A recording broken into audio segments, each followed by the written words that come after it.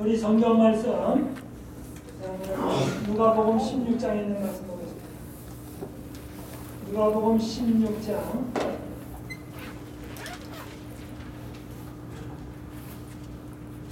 16장 19절부터 보겠습니다.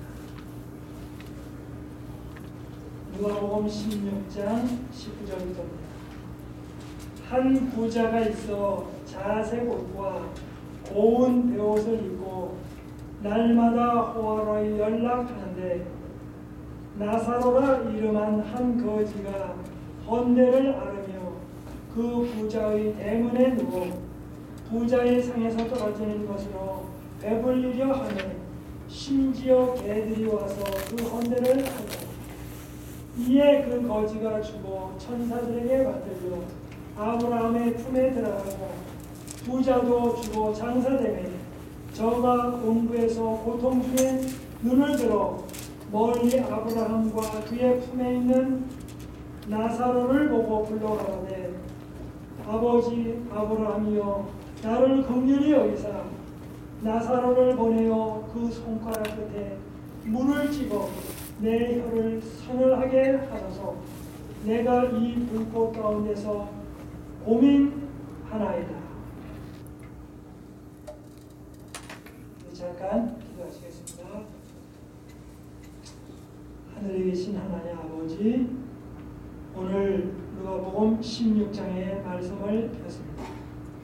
주님, 저희들 예수님이 2000년 전에 이 지상에서 이 말씀을 하실 때처럼 저희들도 예수님의 말씀을 잘 듣는 청중되게 하시고 이 원래의 의미를 잘 깨닫고 또 교훈을 얻는 저희들에게 인도해 주옵소서.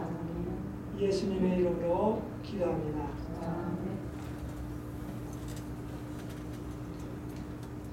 오늘은 이 부자와 나사로의 전설에 대해서 좀 말씀을 드리려고 합니다.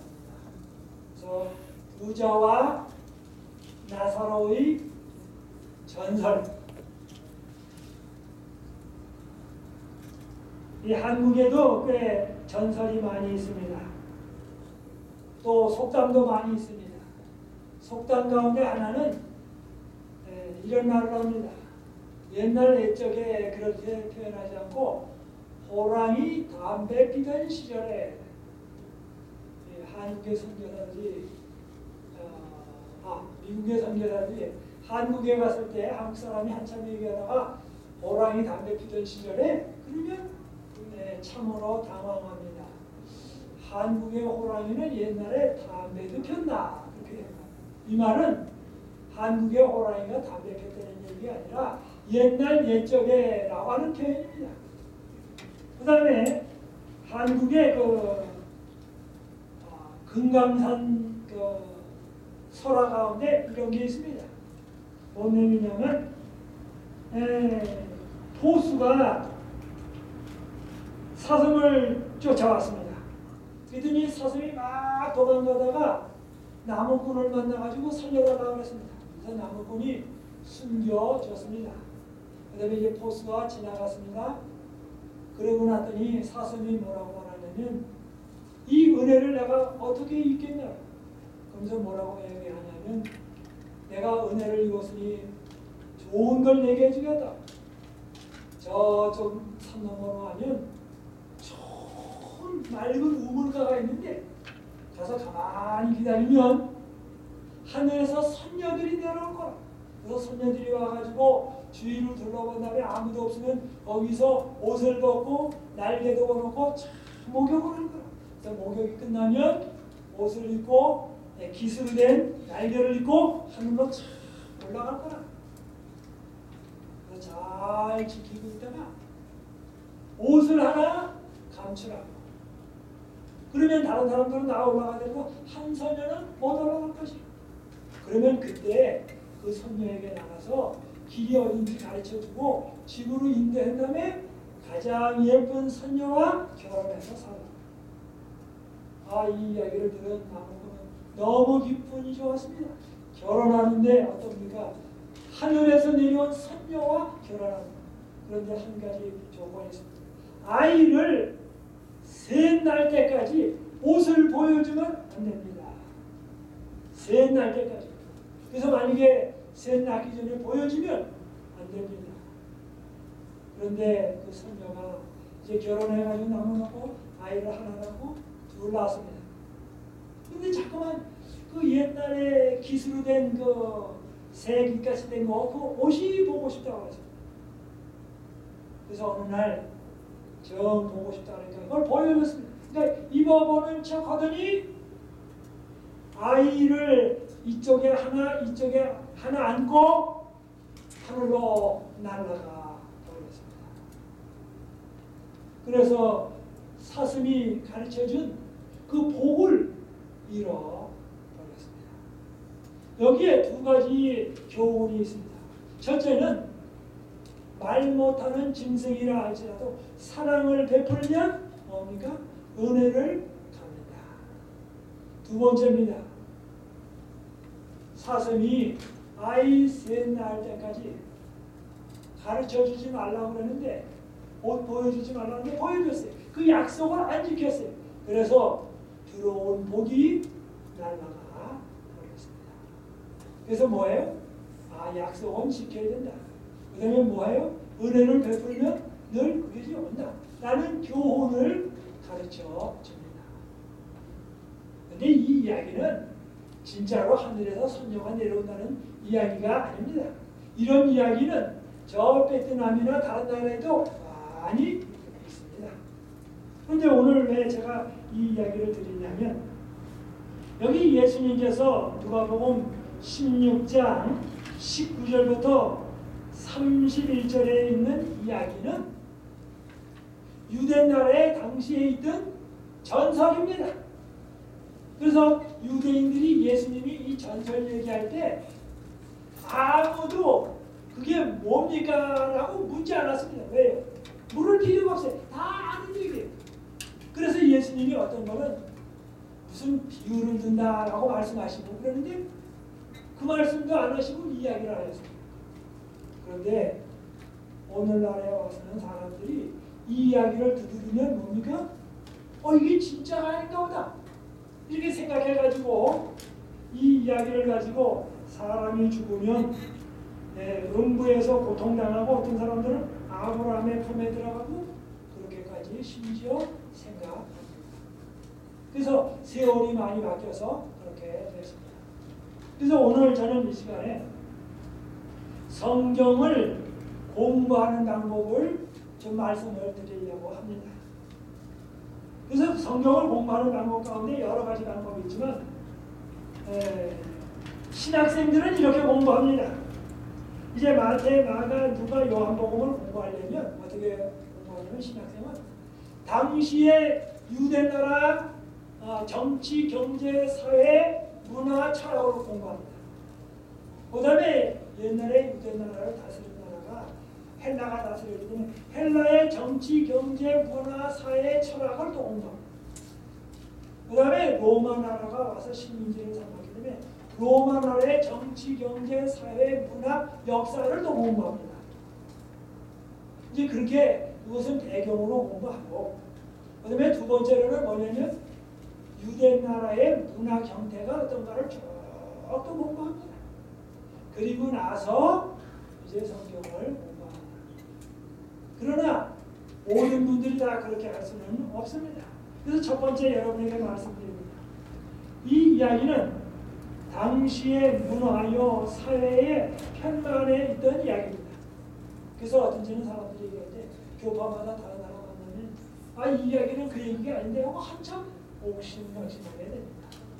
그럴 때는 간단합니다. 라이브러리에 가서 옛날 예수님 당시에 유대 나라의 그 전설이나 문학이 뭐였는가를 뒤지면 이런 것이 나옵니다. 그러면 뭐예요? 이게 전설이로구나. 그걸 알게 됩니다. 두 번째 방법입니다. 이거는 누구나가 하기 쉬운 방법인데요. 성경 말씀을 볼 때에는 앞에, 뒤에를 다 봅니다. 그래서 앞에 뒤에만 보면 많은 성경절이 거기서 해결이 됩니다. 근데 많은 경우에 앞뒤 문장을 보지 않기 때문에 오해하는 경우가 많습니다. 그리고 사람들이 말하다 보면 앞에 얘기, 뒤에 얘기 안 들어보고 가운데 얘기만 하면 오해하기가 쉽습니다. 그래서 뭡니까? 앞뒤의 것을 잘 살펴보면 좋습니다. 근데 여기 누가복음 15장과 16장은 사실은 한데 묶여진 이야기입니다. 근데 15장에는 제가 저번에 뭔 비유가 나오냐면 이른 양의 비유가 나옵니다. 그래서 이른 양의 비유 첫 번째, 그다음에 두 번째는 이른 은전의 비유, 세 번째는 두 아들을 잃은 아버지의 비유. 잘 들으십시오. 두 아들을 잃은 아버지의 비유가 나옵니다. 그래서 잃은 양의 비유는 양은 자기가 잃어버린 바를 알아요. 그런데 어떻게 돌아가야 할지를 모릅니다. 두 번째, 잃은 은전은 자기가 잃어버린 것도 모르고 돌아가는 것도 몰라요. 그러니까 제일 불쌍합니다. 잃어버린 것도 모르고 돌아가는 것도 몰라요. 그 다음에 잃은 양은 잃어버린 거는 알지만 돌아갈 수가 없어요.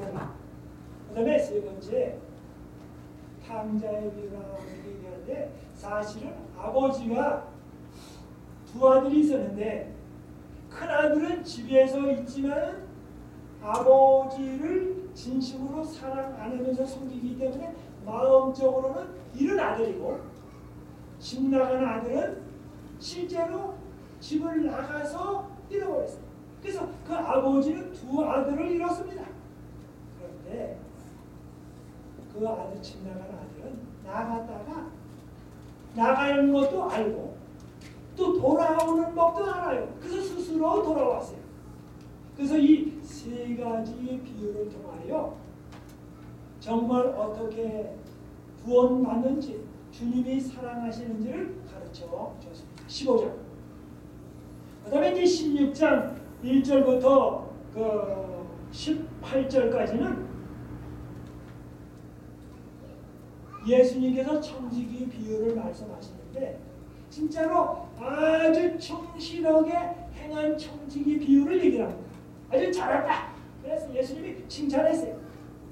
그 다음에 19절부터 31절은 충실치 못했다, 잘못했다 라는 그 비유를 말씀하십니다. 전설.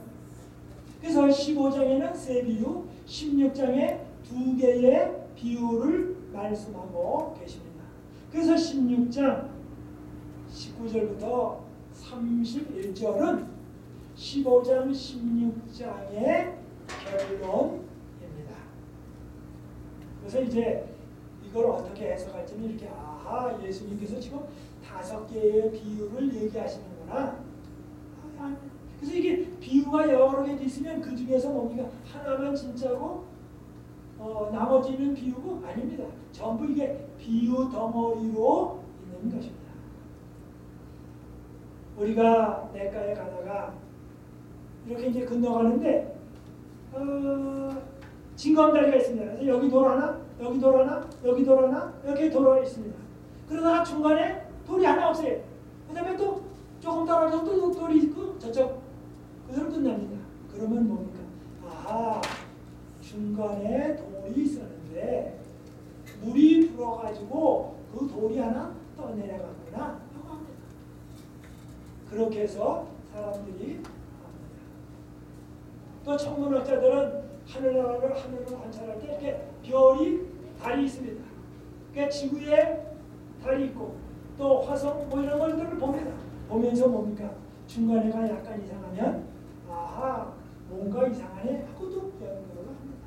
그래서 많은 경우에 찾아냅니다. 바로 역시 15장과 16장은 예수님께서 가르쳐 주신 이런 비유들입니다. 그 다음에 이제 세 번째 방법입니다. 저도 이제 이 15장, 16장의 비유를 가지고 다른 사람하고 얘기하다 보면 그거는 안식일교에서 가르치는 스타일이고요. 우리 교회는 그렇지 않습니다. 우리 목사님은 다르게 얘기하는데 그러면 아무리 말해도 할 말이 없습니다. 그래서 이럴 때는 간단합니다. 그렇습니까? 할 때 장로교, 감리교, 성결교회 목사님들이 보는 성경 주석에 보면 많은 주석 한두 가지 다 뭐냐면 이것은 비유다라고 얘기를 하고 있어요. 그리고 아가페 성경이라든지 큰글 성경이라든지 이런 다양한 성경에 보면 이걸 비유다라고 이야기하고 있습니다. 그래서 안식일교에서 얘기하는 게 아니고 그들이 보는 책에서 보면 그렇게 얘기했어요. 그래서 그 책을 보여주면 그 사람들이 그렇군요 하고 받아요.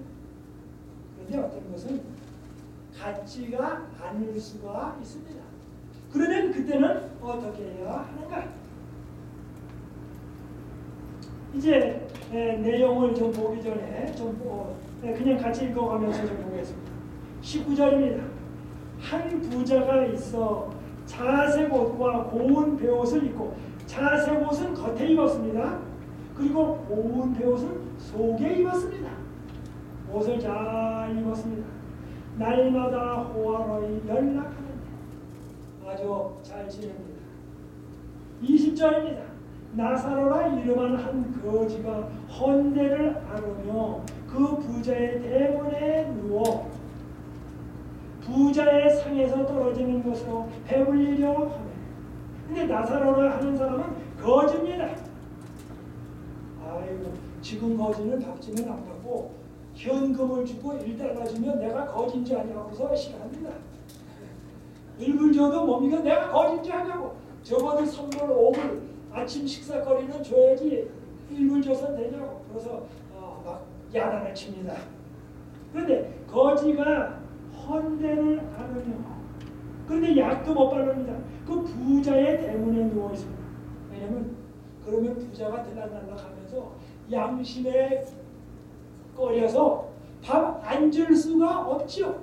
그러니까 거기 있습니다. 부자의 상에서 떨어지는 것으로 배불리려 하며 심지어 개들이 와서 그 헌대를 하더라. 근데 이 개는 집에서 기르는 개입니다. 야생개가 아닙니다. 야생개라면 사람도 물어서 잡아먹습니다. 그러니까 집에서 기르는 개인데 와서 그 헌대를 하더라. 근데 헌대를 하려면 헌대는 어떻습니까? 이게 찝찝하잖아요. 헌대, 그렇죠? 이렇게 헌대를 이렇게 입으로 빨아보면 찝찝합니다. 그래서 이렇게 찝찝하니까 개가 뭐가 됩니까? 간이 돼요. 그러니까 밥 같은 걸 먹고 간을 맞추려니까 그 사람의 헌대를 하는데 조금만 하는 게 아니라 선생님 세게 핥으면 그 안에 있는 새살 있는 데가 이렇게 핥으면 굉장히 쓰라려요. 그래서 어떤지는 호르몬 빼먹어서 괜찮은데 그 새살까지 핥으면 굉장히 심해요. 그러면 거기에 뭐냐면 항생제도 없기 때문에 이게 도지고 힘듭니다.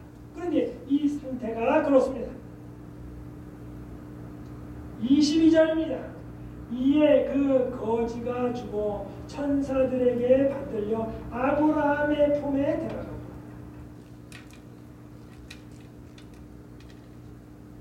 이 성경 말씀을 잘 보십시오. 거지는 하늘나라 다 가는가? 가난한 자라고 다 하늘나라에 가는가? 아닙니다. 부자라고 다 음부에 들어가고 부자라고 다 하늘나라 못 가는가? 아닙니다. 부자라고 하늘나라 가고 또 가난한 사람이라고 음부에 가고 그게 아닙니다. 그런데 여기 지금 22절에는 이 내용 자체가 지금 전설이요 비유라는 것을 이야기하고 있습니다. 아브라함은 부자입니다. 그가 하나님의 자녀죠. 다윗도 부자입니다. 솔로몬도 머리가 뛰어납니다. 부자입니다. 성경에 많은 부자들이 하나님을 올바르게 잘 믿은 사람들이 많아요. 신분이 무엇이냐에 따라서 천국 가고 지옥 가는 게 아닙니다. 지금 다만 이야기라고.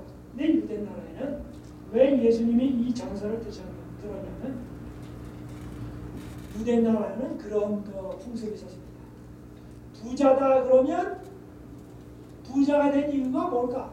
하나님이 사랑하시고 하나님을 잘 믿으니까 하나님께서 부자 만들어줬다. 그러니까 부자라는 말은 곧 하나님이 축복하셨다. 그리고 구원받는 것은 당연하다. 생각했어. 그래서 가난하다고 하면 뭐예요? 하나님의 뜻을 잘 안 따랐으니까 하나님이 축복 안 베푸셨지. 그래서 가난하게 됐지. 그러니까 가난하게 된 것은 자기 책임이야. 그래서 어떻게 심리했냐면 가난한 사람을 멸시까지 했습니다. 그러면 멸시받는 가난한 사람은 뭐예요? 당연한 것처럼 또 받아들였어요. 운명처럼. 그래서 예수님께서 뭡니까? 가난한 자에게 복음을 전하신 이유는 그게 아니다. 그래서 지금 여기 얘기를 하십니다. 이에 그 거지가 죽어 천사들에게 받들려 아브라함 품에 들어가. 아브라함 품이 얼마나 넓으면 모든 죽은 사람들이 아브라함의 품에 들어갑니까? 그죠? 이게 구원받는 사람이 아브라함 품이 얼마나 넓으면 글로 다 들어갑니까? 그리고 하나님의 품에 들어가야지 왜 아브라함 품에 들어갑니까? 이게 지금 전설입니다. 그런데 그때 당시에는 유대인들은 정말 하나님 잘 믿고 살다가 부자로 살다가 죽으면 아브라함 품에 들어가는데 아브라함 품에서 잘 지낸다. 그런 전설이 있었습니다. 그래서 그 전설을 들어서 지금 예수님이 설명하십니다. 부자도 죽어 장사되매 저가 음부에서 고통 중에 눈을 들어 멀리 아브라함과 하겠습니다. 그런데 전설의 이 그때 당시의 습관으로 보면 부자는 아브라함 품에 들어가야 되는데 가난한 사람이 아브라함 품에 들어가고 부자는 못 들어갔어요. 그래서 예수님이 지금 이렇게 말씀하십니다. 전설을 들어서 너희들이 지금 바리새인과 서기관들이 잘 먹고 잘 지내고 그러기 때문에 하늘나라도 맡아놓은 것처럼 생각하지만 그게 아니다. 하나님의 뜻대로 해야 천국에 가는 거지 사람 뜻대로 해서는 아니다 라는 걸 지금 예수님이 그냥 말을 하면 예수님을 잠깐만 흠잡아요. 그래서 예수님께서 전설 얘기하면서 은근히 뭐해요? 하실 얘기를 다 하시는 거예요. 그러다 뭐 잡으려고 하면 뭐예요? 내가 왜 전설 얘기했는데 나 잡냐? 이렇게 얘기하시려고 지금 그렇게 하셨어요. 23절입니다. 저가 음부에서 고통 중에 눈을 들어 멀리 아브라함과 그의 품에 있는 나사로를 보고 근데 한쪽에는 천국이 있고 한쪽에는 지옥이 있고 그래서 지옥에 있는 사람을 바라보면서 한쪽에서는 맛있는 과일을 먹으면 그게 천국이 되겠습니까? 좀 이런 거는 생각을 해도 마음이 아픈 거예요. 가족 가운데 어떤 사람은 천국에 가고 어떤 사람은 천국에 못 갔어요. 근데 엄마는 천국에 가고 아들은 천국에 못 갔다고 상상을 해보는 거예요.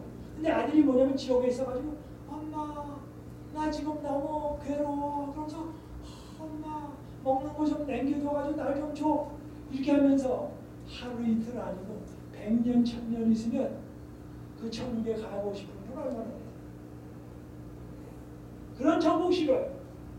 아무리 맛있고 좋은 걸 먹어도 사랑하는 가족이 고생당하면 난 저 천국 싫습니다. 예수님 차라리 내 아들 딸과 함께 저 지옥에서 살랍니다. 근데 지옥에 있는데 지옥불이 계속 타면서 꺼지지가 않아요. 그러면 내가 한평생 주님 잘 안 믿어서렇기니 이렇게 영원토록 나를 지옥불에 태운다니 주님 너무 멋입니다. 자비로운 분이 아니에요. 사랑의 하나님이 아닙니다. 라고 말하면 그러면 하나님은 너무너무 잘못합니다. 아니 몇십 년 잘못했다고 해서 영원 무도록 지옥불에다 태운다고 생각하면 이건 너무 무섭다. 그래서 천국과 지옥이 그렇게 가까이 있습니다. 그런 것은 천국이 될 수가 없습니다. 지금 이제 예수님이 그 말씀을 하십니다. 24절입니다. 불러가로되 아버지 아브라함이여 나를 긍휼히 여기사. 그런데 여기 아브라함이여 나를 긍휼히 여기사. 그런데 예수님은 십자가에 달려 돌아가실 때에 옆에 있는 간도가 주님 나를 불쌍히 여겨 주십시오 하고 주님께 간구했습니다. 그랬더니 주님이 뭐예요? 알았다. 내가 약속하면 내가 나와 함께 나와내겠다. 딱 줬어요. 근데 여기는 뭡니까? 아브라함에게 아무리 간구해도 아브라함이 뭡니까? 들은 채 만취합니다. 나를 긍휼히 여기사 나사로를 보내어 그 손가락 끝에 물을 찌고 내 혀를 서늘하게 하소서. 내가 이 불꽃 가운데서 고민하나이다. 그런데 이 여기서 보면 이 부자가 나사로를 종처럼 생각합니다. 이때 상에서는 저 나사로가 가난해서 종처럼 했지만 하늘나라 가서도 뭡니까? 땅에서 딴 세계에서도 종처럼 부리려고 합니다. 나사로를 보내요. 나사로가 가기 싫다면 안 갈 수도 있는데 보내요. 그 손가락 끝에 물을 찍어 내 혀를 서늘하게 하소서. 내가 이 불꽃 가운데서 고민하나이다. 이 이야기를 듣고 있던 바리새인들이 속이 타기 시작했습니다. 지금 이 얘기가 뭐예요? 그들에 대해서 하는 거니까 아주 속이 탔습니다. 25절입니다. 아브라함이 가로되 예 너는 살았을 때에 내 좋은 것을 받았고 나사로는 고난을 받았으니 이것을 기억하라. 너는 고민을 이제 저는 여기서 위로를 받고 너는 고민을 받느니라. 그런데 이 이야기 가운데 예수님께서 이 전설 속에 잘 뭘 섞었습니다. 이 부자는 한평생 짧은 세월 동안 잘 지냈습니다. 그런데 하늘나라 가서 못 사는 것은 영원토록 못 살아요. 그런데 이 나사로는 이 지상에서 잠깐 고생했지만 하늘나라에서 영원토록 잘 지내요. 그러면 누가 똑똑한 사람이냐 그거예요.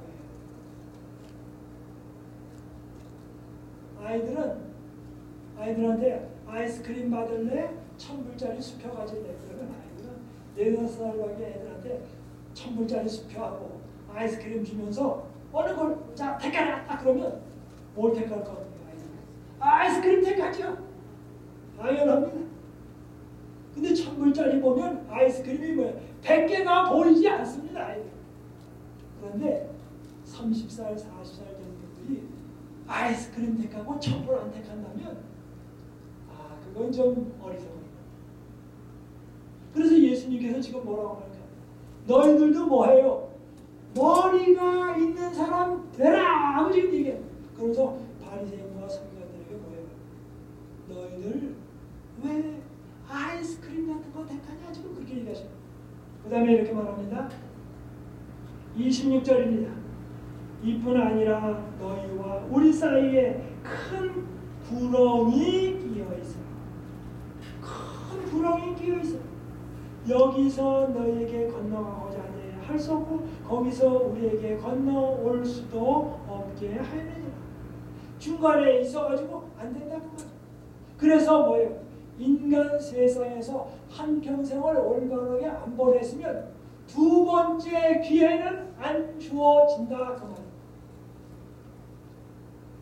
그래서 우리가 이 지상에서 한평생 사는 것이 한평생 사는 걸로 끝나는 게 아니고 영원한 운명을 결정합니다. 그래서 우리가 하루에 잘 보내면 하루 잘 보내서 하루에 어떤 사람 많이 벌어가지고 1000불 번다고 쳐봐요. 아니 무진장 잘 벌어서 10,000불 번다고 쳐봐요. 그러면 한평생이 얼마가 됩니까? 100년 살다고 쳐봐요. 100년 곱하기 10,000불 그럼 얼마가 됩니까? 아니 굉장히 많죠. 그런데 하늘나라 가서 받는 액수는 하루 잘 사는 것에 관하여 10,000,000불 이상 가치 있습니다. 왜? 영원토록 사니까 하늘나라에서 받는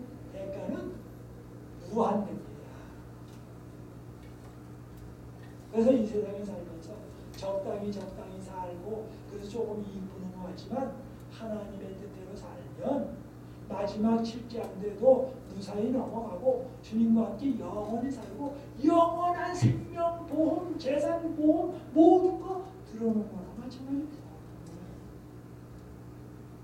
그래서 예수님이 또 말씀하십니다. 그런데 구렁이 끼어있다 그랬습니다. 뭐냐면 너의 성품은 이 땅에서 그렇게 살았기 때문에 그런 거로 형성됐어. 성품을 형성할 수 있는 두 번째 기회는 안 주어진다 그 말이에요. 베드로가 예수님이 1시간 전 기도하자 그러더니 기도 안 했어요. 겟세마네 동산에서. 그래서 그 잃어버린 것은 그걸로 끝나는 겁니다. 그래서 어떤 사람들은 두 번째 기회가 온다 하지만 사실은 두 번의 기회는 안 옵니다. 2013년 3월 며칠이라는 거는 영원히 한 달밖에 없습니다. 두 번 다시 오지 않습니다. 그 다음에 이렇게 말합니다. 구렁이 끼어서 성품이 다릅니다. 그래서 예수님을 믿고 예수님 닮은 성품은 이 땅에서 형성되어야 부활 때에 몸은 변화될지 몰라도 품성은 안 바뀝니다. 그래서 그 품성 가지고 영원 무궁토록 사는 겁니다. 그래서 내 품성 뭐예요? 영원 무궁토록 이 품성 좋은가. 이 땅에서밖에 안 돼요. 품성. 다른 건 다 바꿔줘도. 그 다음에 이렇게 말합니다. 27절 가로되 그러면 구하노니 아버지여 나사로를 내 아버지 집에 보내소서. 그래서 나사로를 아버지 집에 보내서 내 형제 5이 있으니 저희에게 증거하게 하여 저희로 이 고통받는 곳에 오지 않게 하소서. 지금 뭘 합니까? 원망합니다.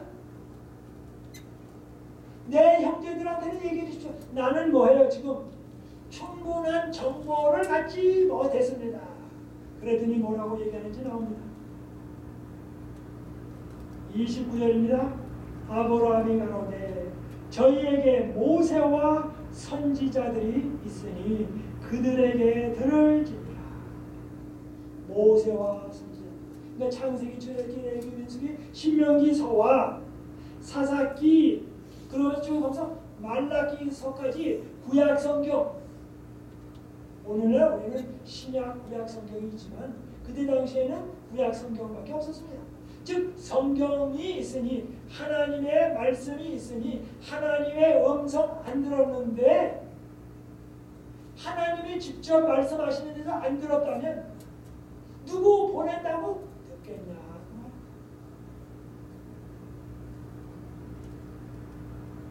그 다음에 30절입니다. 가로되 그렇지 아니하나이다. 그랬더니 뭐예요? 아브라함은 따집니다. 아닙니다. 그랬더니 아버지 아브라함이요 만일 죽은 자에게서 저희에게로 가는 자가 있으면 회개하리라. 성경 주신 거 그걸로 안 됩니다. 그러니까 죽은 사람이 살아나서 가서 얘기하면 듣습니다. 성경 말씀으로 안 듣는 사람은 어떤 거로 해도 안 듣습니다. 그래서 예수님께서는 부활하셔서 엠마오로 가는 제자들이 슬픔과 실망 속에 있을 때 나다 나 하고 다 하지 않고 손 이거 봐라 그러지 않고 성경을 쫙 풀어서 설명해 주셨습니다. 그리고 성령께서 그들 마음 가운데 역사하셨습니다. 성령께서 마음 가운데 역사하시고 예수님은 동행하시고 그 다음에 나중에 이걸 보니까 뭐예요? 눈이 밝아져가지고 바로 예수님도 성경 말씀으로 확신을 주셨습니다. 그런데 이 이야기가 거기서 끝나지 않습니다. 31절입니다. 가로되 모세와 선지자들에게 듣지 아니하면 비록 죽은 자 가운데서 살아나는 자가 있을지라도 권함을 받지 아니하리라 하였다 하십니다. 그러면서 예수님께서 아브라함과 이 나사로의 이 부자와의 대화를 쭉 하시고 전설을 마치고서 끝나셨습니다. 다른 얘기 안 하셨습니다. 알아서 다. 그런데 어떤 일이 벌어졌습니까? 예수님은 야이로의 딸을 살리셨습니다. 죽은 자 가운데서 야이로를 살리셨습니다. 딸을. 그 다음에 나인성 과부의 아들을 살리셨습니다. 그런데도 예수님을 뭐예요? 하나님이 보내신 자라고 안 믿었어요. 물론 그 과부의 아들과 야이로의 딸은 죽은 지 얼마 안 된 사람을 부활시켰어요. 그러니까 뭐라고 얘기하시냐면 아이 그 사람 덜 죽었는데 죽은 줄 알고 장사 지내려고 그러다가 살아난 거지 뭘 예수님이 부활시켰냐고 그렇게까지도 트집을 잡을 수가 있습니다. 그런데 드디어 그 베다니에 나사로가 죽었습니다. 어떤 사람입니까? 예수님이 사랑하고 나사로가 예수님도 사랑하고 서로 사랑해요. 그런데 나사로가 죽었습니다. 그런데 예수님이 뭐예요? 나사로가 죽으려고 그러니 예수님 오십시오. 그랬더니 예수님이 안 가셨어요. 그리고서는 뭡니까? 요단강 건너편에서 예수님이 다른 일을 하고 계셨어요. 왜요? 더 큰 걸 주십니다. 그 다음에 이제 나사로가 죽었습니다. 그 다음에 며칠이 지났습니다.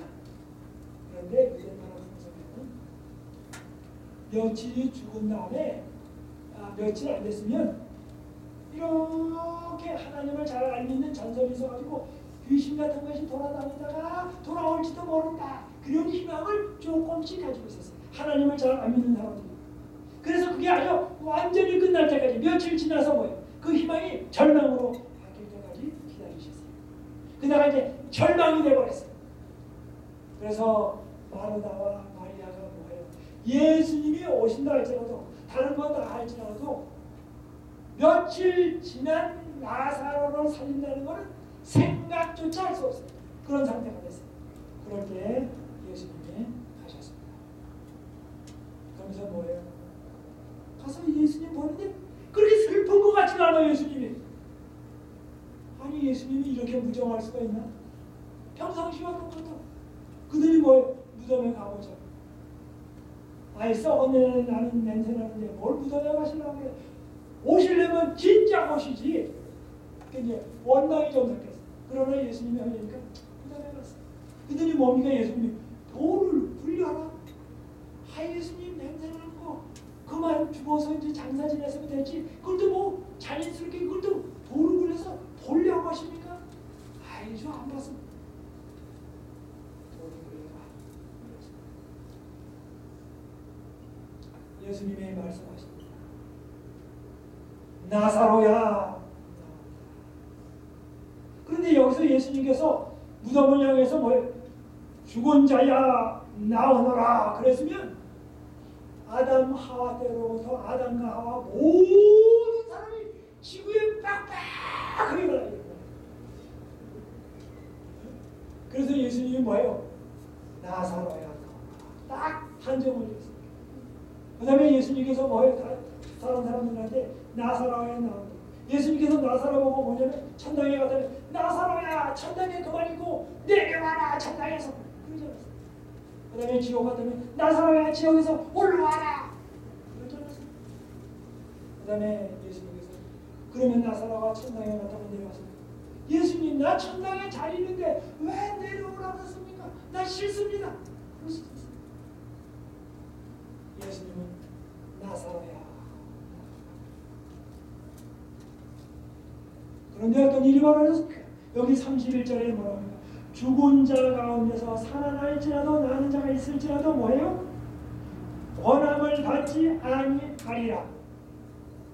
그런데 그때 나사로가 실제 나사로가 전설의 나사로 말고 실제 나사로가 살아났을 때 예루살렘에서 많은 서기관과 바리새인들이 조문 왔다가 이걸 보고서는 뭡니까? 예수님 잘했다 그러지 않고 예수님을 죽이려고 했습니다. 예수님을 안 믿기로 작정을 했습니다.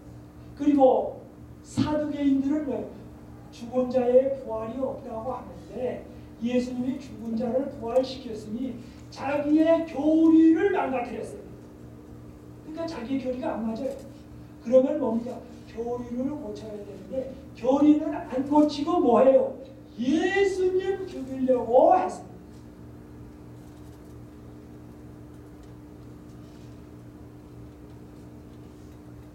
사람이 싫으면 아무리 진리라 할지라도 안 받아요. 그래서 여러분이 전도할 때 아무리 성경 말씀이 맞아도 어떤 사람은 맞기만 하면 되는 줄 아닙니다. 받아들일 마음이 없으면 확인하려고 하는 마음이 없으면 아무리 좋은 얘기를 해도 도마도라고 얘기해도 도마도를 감이라고 얘기합니다. 그리고 뭡니까? 비누를 주면서 이게 비누라고 말해도 그것은 비누가 아니요 수제비입니다 라고 말합니다. 받아들이기 싫으면 그래서 중요한 것은 받아들일 마음이 있는 사람에게 가르쳐야지. 그래서 진리를 가르칠 때는 진리도 가르치고 받아들일 마음도 갖게 한 다음에 가르쳐야 합니다.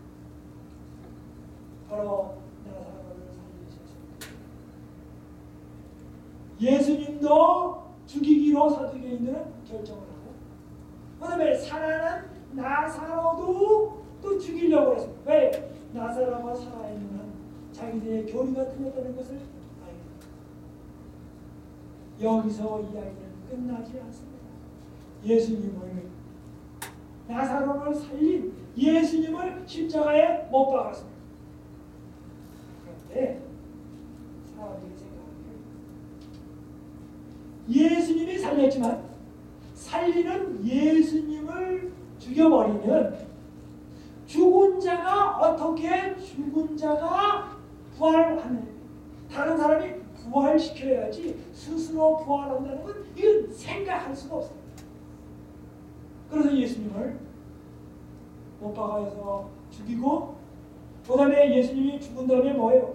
번떡 일어나가지고 도망갈지 모른다고 생각하니까 창으로 찌르고 그 다음에 나왔어요. 근데 일요일 아침입니다. 아버지 하나님께서 이제 아들 부를 때가 됐다 하고 천사가 내렸어요. 그래서 아버지가 부르십니다 라고 했더니 예수님이 자기의 능력으로 부활하셨습니다. 예수님은 요한복음 11장에 나는 부활이요 생명이니 나를 믿는 자는 죽어도 살겠고 나를 믿는 자는 좋은 습관이 죽어 있어도 새 습관을 주겠다. 악습은 예수 믿으면 죽고 좋은 습관은 살아나서 부활시켜 주겠다. 성품도 좋은 성품으로 부활시켜 주시고 악습은 죽여 주시고 우리의 몸을 영원히 살게 하신다. 그래도 사람들이 뭡니까 또 제자들이 훔쳐갔다. 그리고 헛소문을 퍼쳤습니다. 그랬더니 뭐예요? 헛소문 믿기를 좋아하는 사람은 뭡니까? 예수님이 부활하긴 뭘 부활하셔? 돌아간 것처럼 했다가 제자들이 시신을 꺼내가지고 그런 거지. 정 그렇다고 하면 뭐예요? 죽은 시신을 보여봐야죠. 죽은 시신을 보일 수가 없어서. 왜요? 예수님은 하늘에 계십니다. 예수님은 무덤을 비셨습니다. 마음에도 자기의 무덤을 비지 못했습니다. 어떤 이 세상의 사람도 자기의 무덤을 비울 수 없었습니다. 예수님은 자기의 무덤을 비우셨습니다. 그러면서 예수님께서 그들에게 말씀하십니다. 여기 누가복음 16장 1절부터 18절에는 정말로 올바른 청지기가 잘 이 땅에서 일을 했습니다. 그런데 19절부터는 제대로 안 했습니다. 부자가 뭐예요? 자기는 부자이기 때문에 당연히 하늘나라 갈 것일까? 이 땅에서 제대로 안 살았습니다. 두 번 기회는 다시 없습니다. 그래서 예수님께서 말씀하셨습니다. 이 땅에서 올바로 살아라. 두 번 다시 기회를 성품 형성할 것은 이 땅이다 라고 말씀하셨습니다. 그러면서 말씀하십니다.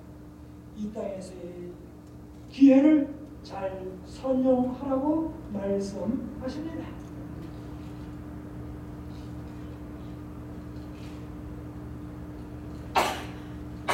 여기 31절 우리 다 같이 좀 편식해 봅니다. 16장 31절이요. 다 같이 한번 읽어보겠습니다. 시작. 가로되 모세와 선지자들에게 듣지 아니하면 비록 죽은 자 가운데서 살아난 자가 있을지라도 권함을 받지 아니하리라 하였다 하십니다. 사랑하시는 여러분, 오늘 우리는 구약 성경에 있습니다. 신약 성경이 있습니다. 예언의 신이 있습니다. 많은 분들이 주어졌습니다. 우리에게 경고를 주십니다. 교훈을 주십니다. 짧은 한평생 올바로 살라고 말씀하십니다. 아무쪼록 우리가 주어 안에서 이 짧은 인생 의미 있게 유익하게 잘 사시게 되기를 바라면서 말씀을 마치겠습니다. 우리 다 같이 일어나셔서